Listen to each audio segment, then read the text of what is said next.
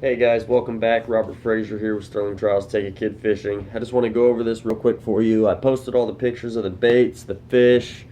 Didn't take some pictures of some fish, but for the most part I got everything posted up there for you guys so you can take a look at it there. I failed to mention that I was using an owner's hook in my green pumpkin worm, alright, size 1 owners. And then in my red one, I'm actually using that jig head that I said that I had never used before, that I'd give it a try today, and I absolutely love it. So if you get the chance and you haven't used one of these, go for it, guys, because it is a fantastic jig. It really, really is. Screwing that worm on there, I didn't have a worm come off, not one time. This guy slipped down multiple times. I would have to fix it every time I'd reel in.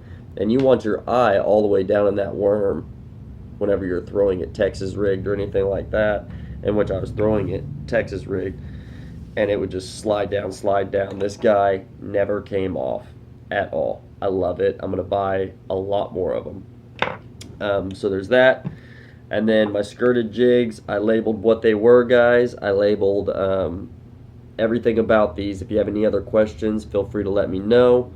But that's what these caught. This guy caught the biggest one I caught today, which was 17 inches. Yeah, 17 inches. And then these two caught a few 15 inchers, a couple 16 inchers, and a bunch of 13 and 14 inchers, which in the tournament world are no-goes. You can't keep those. So, but they're still decent fish, starting out and stuff like that. Still decent fish to catch and still a lot of fun to fight. So, those two did that. That one caught the biggest one.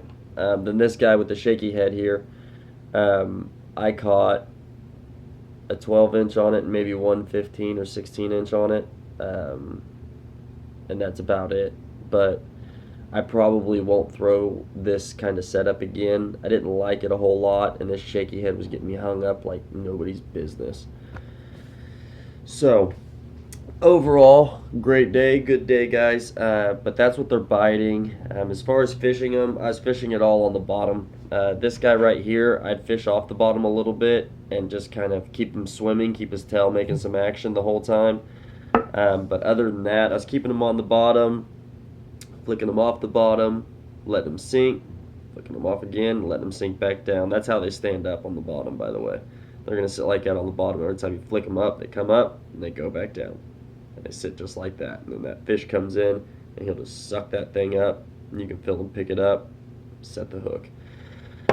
Getting into spring though, every time you fill a fish, pick it up, you don't necessarily have to just cram away and set that hook, guys. It's springtime, whenever you're hitting these beds and you're fishing bottom lures and stuff and you're hitting these beds, these fish do a lot of picking it up and moving it out of the bed.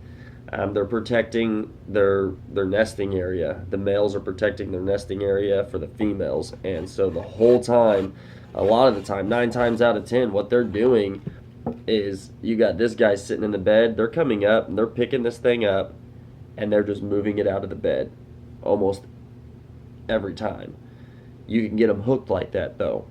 If you continue to cast at that spot and keep going, stay persistent with it, eventually he's gonna get mad, he's gonna grab it, and he's gonna get hooked. You're gonna set the hook on him. So just stick with it, you'll get him. I promise you, you will.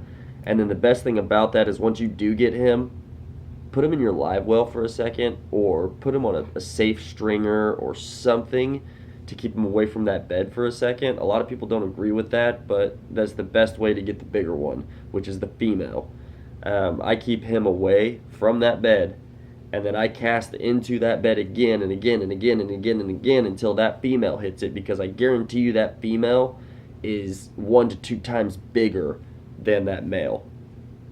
And that's where you get the good ones. I did that today, and it worked. I hit that bed, and it was actually a female that was picking it up and moving it, or the male was, but I wound up catching the female, and she was that 17-inch, a little bit over 4-pound bass that I caught today. So, awesome, guys. It was a good day. Thank you for following along. If you are fishing tomorrow or anything like that, that's what I was fishing. That's what worked. The majority of this stuff I had never fished before, and I tried it out. I've fished these skirts before, but as far as these trailers and stuff like that, I hadn't fished those, and those were awesome. I love them. I'm going to continue to buy them. I'm going to continue to buy these jig heads. Absolutely love them. I'm going to continue to buy this Rage Swimmer as a trailer. I love it. I love its action. I think it's great. Other than that, guys, my ultralight rod did absolutely nothing today. I didn't catch anything on that. So, other than that, thanks for following along. I hope something helped. I hope that you guys got something out of it. And if you are fishing tomorrow and you do give those a try, feel free to leave a comment and let me know how you did. Other than that, I'm going to go eat and probably lay down and watch a movie for the night. And I'll probably talk to you guys here soon. Thanks.